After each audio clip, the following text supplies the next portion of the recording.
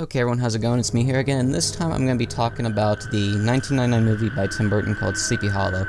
It, of course, stars Johnny Depp as Ichabod Crane, and he has come to Sleepy Hollow to investigate a string of murders that have happened, and he ends up finding out that the town believes it's the Headless Horseman. He does not. He thinks just some random murder killing, some serial killer, until he realizes that it is the Headless Horseman himself, and he actually runs into it.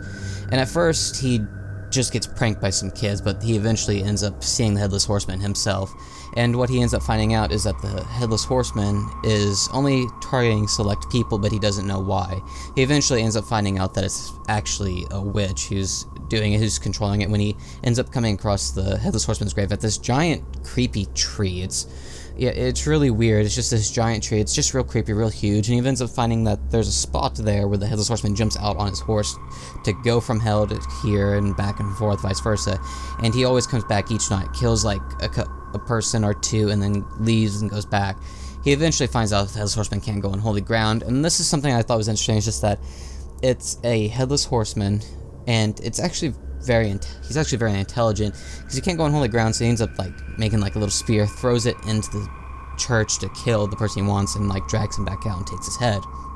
I thought that was just really interesting, and I don't know why it made me laugh, but it did. But it just did. It was hilarious. Okay, leave me alone. And he eventually goes back to leave. Ichabod ends up going, finding out that the lady later on, who is the one who does it, is pretty much just like had everything taken away from her, and she's wanting revenge on everyone. She's the one who took the skull from the Headless Horseman's grave, because Ichabod Crane found that the skull is missing, and eventually it's found out that she's controlling the Headless Horseman through the skull. So he ends up like going through this like whole chase with the Headless Horseman back to there, and eventually they have like a little fight, I guess you could say, with her, and eventually the skull's back and gives it back to the Headless Horseman, and eventually that breaks the curse, and he ends up taking the woman who was controlling him back to hell with him for whatever reason. I don't know why. Maybe just like revenge of controlling him the whole time. Maybe he like knew what he was doing but had no choice in it because he was being controlled. Who knows? But it's not a bad movie by any means. I really enjoyed it. I thought it was fun. I remember watching it for the first time a long time ago when it first came out. I was kind of scared by it. I don't really remember why. But visually, I think the movie is amazing. It has a good story. It has some good actors. Johnny Depp, and I think it's not Tim Curry. I can't remember who it is who plays the Headless Horseman, but he has no like speaking lines in it at all. He just has a weird little look, and that's one thing Tim Burton does with his movies. Some characters just have a weird look to them, especially the Headless Horseman. He has like really sharp teeth in general, and he has just weird hair. And you get flashbacks in the movie during it to see what he looked like, to see like how he like was actually killed through the whole thing. He was basically like the Red Baron of the American Revolutionary War. He like no one could take him down. He killed them all until like one time he just gets killed, and his steed gets killed too. He like rides this really black horse, and so it's one of like the things that symbolize him.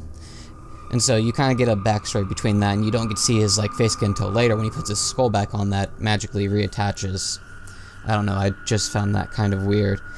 And of course it has like the regular like Tim Burton music and everything. It has the Tim Burton look, which is just one of those movies I can understand having like the goth Tim Burton look, and that one does this very well. And for its time, it's a really good movie, and it's one of my favorite horror movies out there. It's another one that did things a little bit different by doing the Headless Horseman, because you don't actually... There's not really anything out there that does the Headless Horseman theme besides the TV show, which I think just does it for the first season. And it does things way differently than this movie does, obviously. This one actually takes place back then, while this one doesn't. But for the most part, it has a good plot and everything. At some point, Ichabod Crane ends up finding out that the Headless Horseman's only targeting people, but he doesn't know why, so he has to go and solve that. So it's kind of... It does stuff in steps. It's not just one like thing where it's like all of a sudden, oh man, it just finds out here, and like you don't know who it is until like way later. You eventually like get hints here and there throughout the movie of who it might be and why it might be doing it, but then it comes back a little bit later and it's like, no, this is actually why. So it's one that I really enjoy. It's one that I highly recommend watching, especially if you like Johnny Depp movies or Tim Burton movies. This is one of them. But that is all for now, and I will see you guys next time.